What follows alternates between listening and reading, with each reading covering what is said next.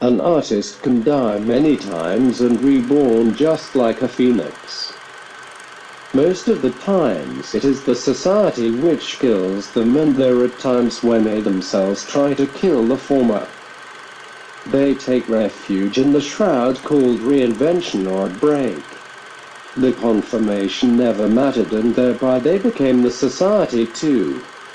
Death of an artist indeed would be depressing, literally, but if labeled as a performance, it surely will gain value, popularity and critical reviews. Yes. They live and leave a world where art and its aura overshadows mortality. The Van Gogh didn't die the day when his lungs gave up. Neither did Virginia. Mortality hardly has anything to do with the death.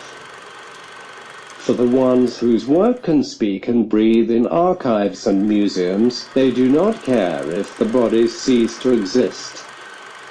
But they are indeed scared of multiple deaths they face in a mortal span of their flesh. However, some of them believe that there exists a higher dimension to that artistic trajectory that surpasses embodiment, and hence the ghosts still visit the galleries. I must clarify that this death of an artist is slightly different from Roland's death of the author. Death for an artist is a reaction to something which has potential to shatter their foundations, a dynamite to some very core values that they think they adhere to. When trust, faith, affection, and other taken for granted merits fall like a house of cards, an artist out of those 1,000 times chooses to bury under the debris once.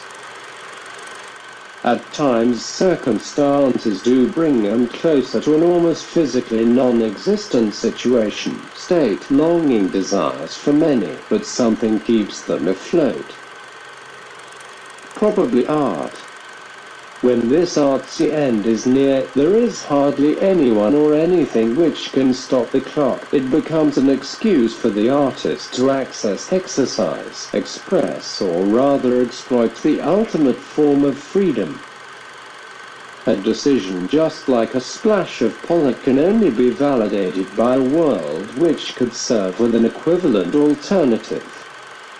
But something beyond that which even art cannot conquer can prove to be an ultimate killer. When an artist dies, they don't die alone.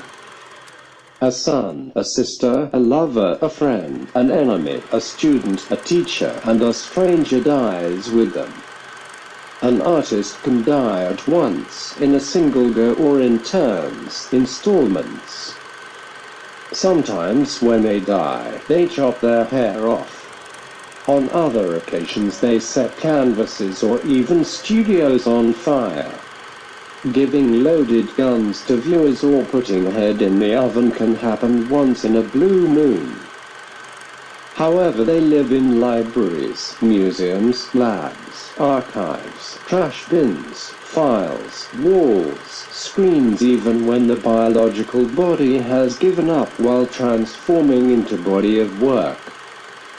Hence this very fact at times makes few artists even more sad that with their art they thrive like capitalism till apocalypse.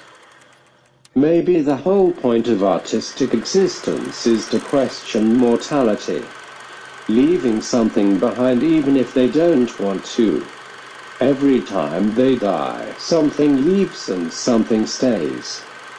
However, an artist might want to die for a selfish rebirth or a resurrection when one could return with more strength, with more endurance and tolerance to distort the world, where the fantasy can murder the reality. But that would be last on the Phoenix's list. The very idea of life will be always an unfinished art piece for them.